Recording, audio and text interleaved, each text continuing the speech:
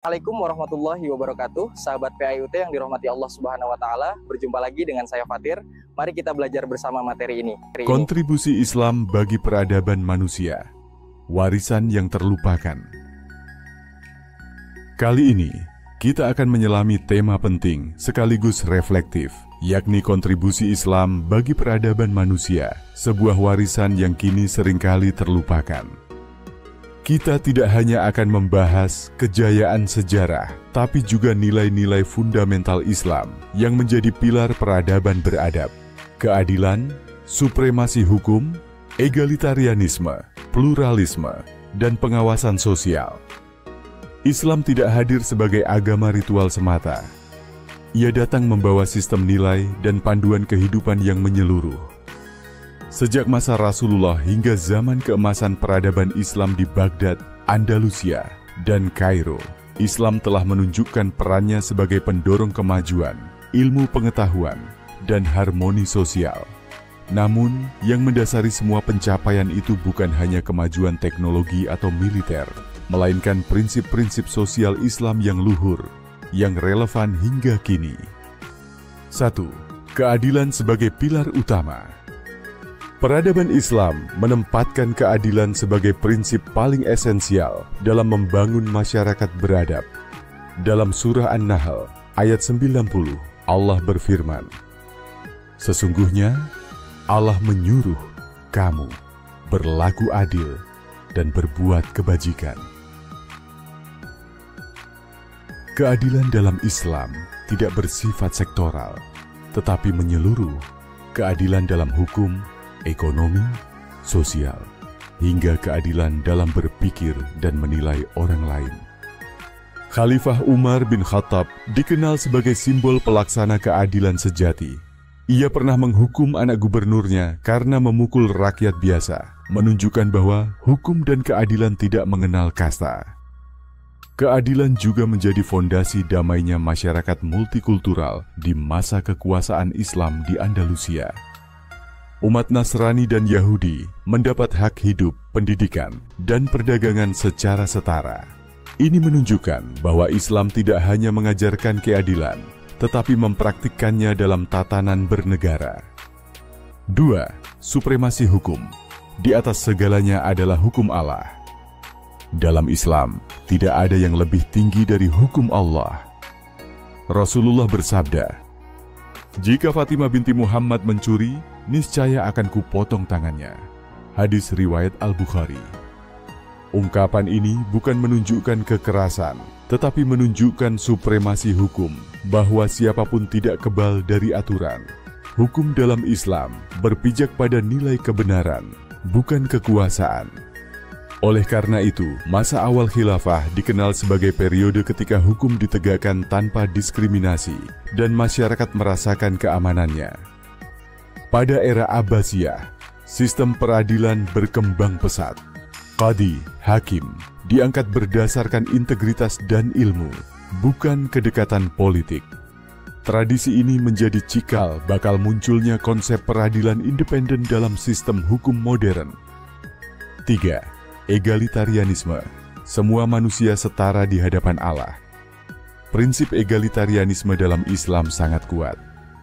Al-Quran menegaskan dalam surah Al-Hujurat ayat 13, "Sesungguhnya yang paling mulia di antara kamu di sisi Allah ialah yang paling bertakwa." Rasulullah menyampaikan prinsip ini secara gamblang dalam khutbah Haji Wada. Tidak ada kelebihan orang Arab atas non-Arab, kecuali dengan ketakwaan. Konsep ini menghapus struktur feodalisme dan kasta sosial. Di dalam Islam, yang menjadi penentu nilai seseorang bukan keturunan, harta, atau jabatan, tapi karakter dan ketakwaan. Karena itu, pada masa awal Islam, budak seperti Bilal bin Rabah mendapat kehormatan sebagai muadzin utama, menunjukkan bahwa peradaban Islam dibangun di atas kesetaraan hak dan kesempatan. 4. Pluralisme, menghormati keberagaman dan hak hidup. Bersama pluralisme dalam Islam bukan berarti menyamakan semua agama, tetapi mengakui keberadaan dan hak setiap pemeluk agama lain untuk hidup damai dan bermartabat. Prinsip ini tercermin dalam Piagam Madinah, dokumen konstitusional pertama di dunia yang mengatur relasi antar umat beragama.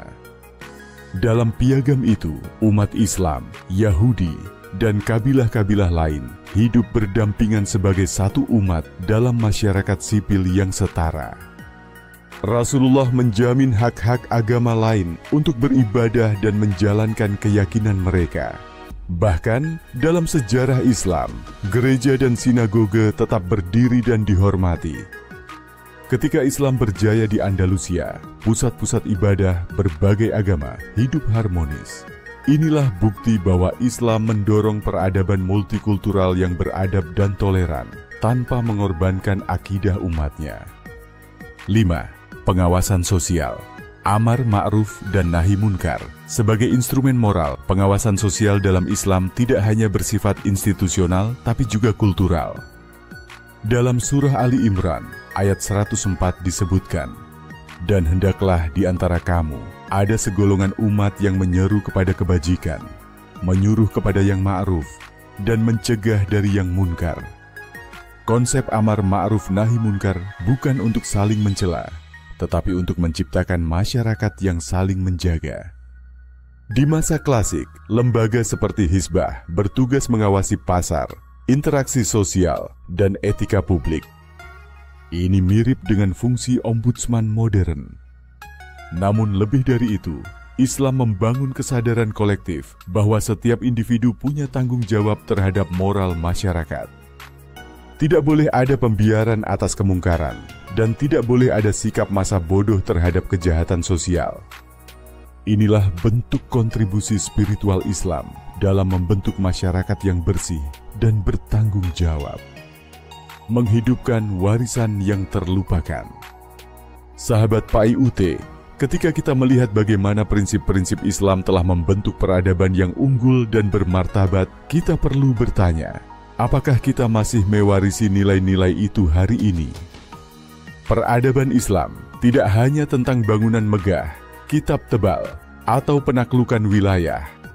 Peradaban Islam adalah peradaban nilai, nilai keadilan, hukum, kesetaraan, keberagaman, dan tanggung jawab sosial.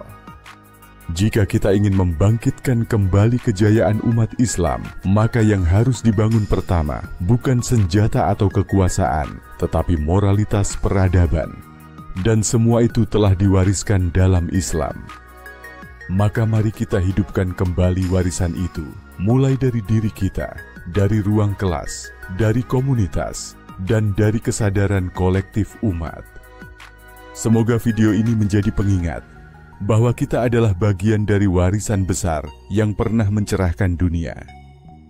Tugas kita kini adalah menjaga, menghidupkan, dan meneruskannya dengan ilmu, dengan iman, dan dengan akhlak. Terima kasih sudah menyimak materi kali ini. Semoga bermanfaat untuk kita semua. Wassalamualaikum warahmatullahi wabarakatuh.